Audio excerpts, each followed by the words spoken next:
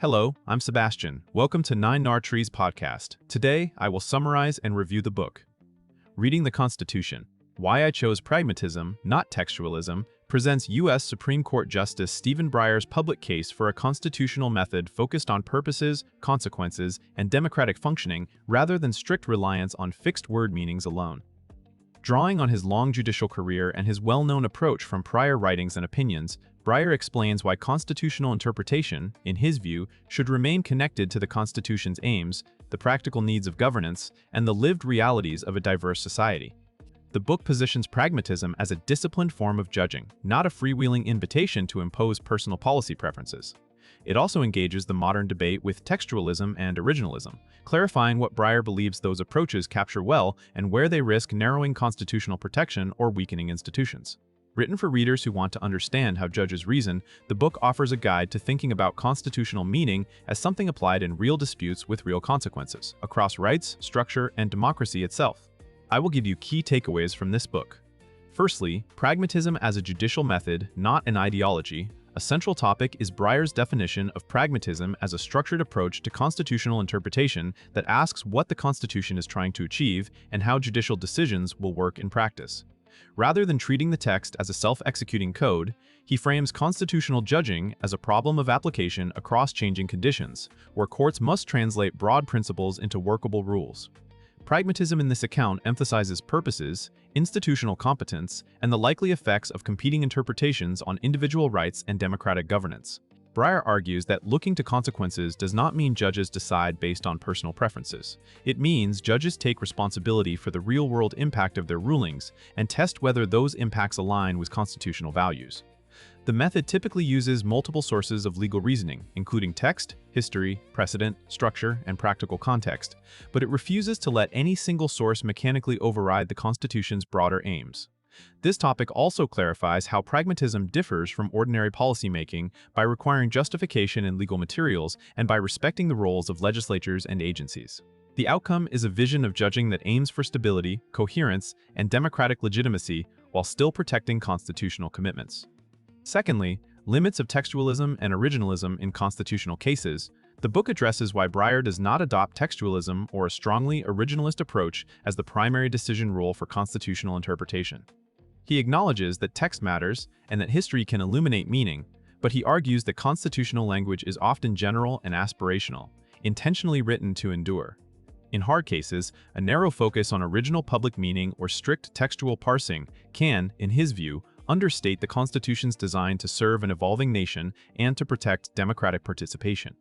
He also highlights how selective history can become when sources are incomplete, contested, or disconnected from modern institutional realities. Another theme is the risk of false certainty. Claiming that the answer is fixed by text or founding-era understandings may conceal the judgment calls involved in choosing which historical materials count and how abstractly to define the original meaning. Breyer's critique also includes institutional consequences. He suggests that rigid methods can shift power in unintended ways, for example by limiting governmental capacity to respond to contemporary problems, or by narrowing protections in ways that reduce public confidence in the court. This topic positions his pragmatism as a response to these limits, aiming to keep constitutional interpretation anchored to both law and practical governance. Thirdly, democracy and the Constitution's active liberty. Breyer's approach is closely tied to a democratic vision, sometimes summarized as active liberty. The idea that the Constitution is not only about restraining government, but also about enabling citizens to participate meaningfully in self-government. This topic explores how he links interpretation to the Constitution's structural commitments, including representative institutions, checks and balances, and the conditions that make democratic decision-making possible. From a pragmatic perspective, the court should consider whether a ruling strengthens or weakens the processes through which the public governs itself, such as fair elections, open debate, and functional institutions. The book emphasizes that constitutional rights and democratic structure are intertwined. Speech, equality, and due process are not just private entitlements but also safeguards for a legitimate public sphere. Breyer's framework also tends to be cautious about judicial interventions that unnecessarily displace elected branches, yet it remains alert to moments when judicial protection is needed to preserve participation and prevent exclusion. By emphasizing democratic functioning, this topic clarifies why consequences matter. If an interpretation predictably undermines the ability of citizens to influence lawmaking, it may depart from constitutional purpose even if it appears plausible as a purely textual reading. The result is a method that asks how constitutional principles operate in the life of a democracy. Fourthly, precedent, stability, and incremental constitutional development. Another important theme is how pragmatism treats precedent and the court's role in maintaining legal stability. Breyer's perspective generally values continuity because people, governments, and markets rely on settled law, and because abrupt shifts can erode trust in the judiciary. This topic examines how a pragmatic judge might evaluate whether to follow, limit, or reconsider prior decisions by looking at factors such as workability, reliance interests, consistency with related doctrines, and the practical costs of disruption. The book frames precedent not as a cage, but as an essential legal tool that connects constitutional interpretation to lived experience over time. When earlier rulings have become unworkable or have produced serious harms, Breyer's method allows correction, but it demands careful reasoning about consequences and institutional legitimacy. This approach also highlights incrementalism, resolving cases narrowly when possible, avoiding sweeping proclamations that create unintended ripple effects, and allowing democratic processes room to operate. Compared with approaches that prioritize a single interpretive rule, Breyer's pragmatism treats constitutional law as an evolving system that must remain coherent and administrable. The emphasis on stability aims to preserve the court's credibility while still enabling constitutional principles to be applied to new contexts such as technology, regulation, and modern social conditions. Lastly, balancing rights, governance, and real-world outcomes. The book also illustrates how pragmatism approaches the frequent tension between individual rights and the needs of governance.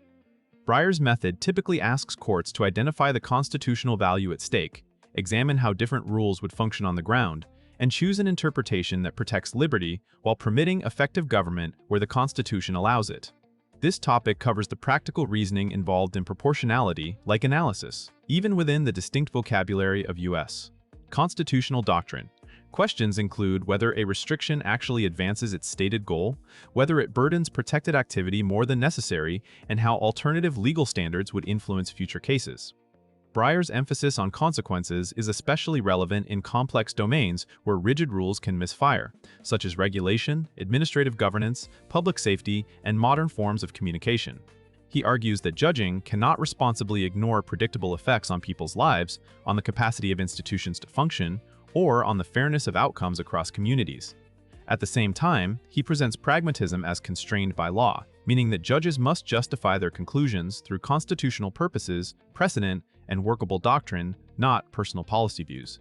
This topic shows pragmatism as a way to make constitutional adjudication more transparent about trade-offs while still anchored in the Constitution's commitments. In conclusion, this book is best suited for readers who want a clear, insider-level explanation of how constitutional interpretation can work beyond slogans.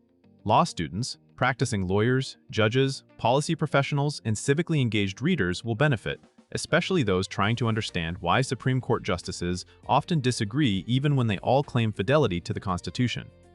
Breyer's pragmatic framework can improve a reader's life by sharpening how they evaluate constitutional arguments in the news, in court decisions, and in political debates. It encourages thinking in terms of purposes, institutional roles, and foreseeable consequences, which is useful well beyond law, in any setting where rules must be applied fairly to complex realities. Compared with similar books that defend a single interpretive method as mechanically determinative, Breyer offers a more candid account of judging as practical reasoning under constraint. He also provides a sustained explanation of why democratic functioning should matter to constitutional law, not as a partisan preference, but as part of the Constitution's design. The book is worth buying because it connects interpretive theory to the responsibilities of governance and the legitimacy of courts, giving readers a coherent way to assess legal reasoning without pretending that constitutional questions can always be solved by dictionary meanings or selective history alone. If you would like to support Stephen Breyer, you can buy the book through the Amazon link I've provided in the podcast description. After reading the book, please let me know what you think and share your thoughts. See you around.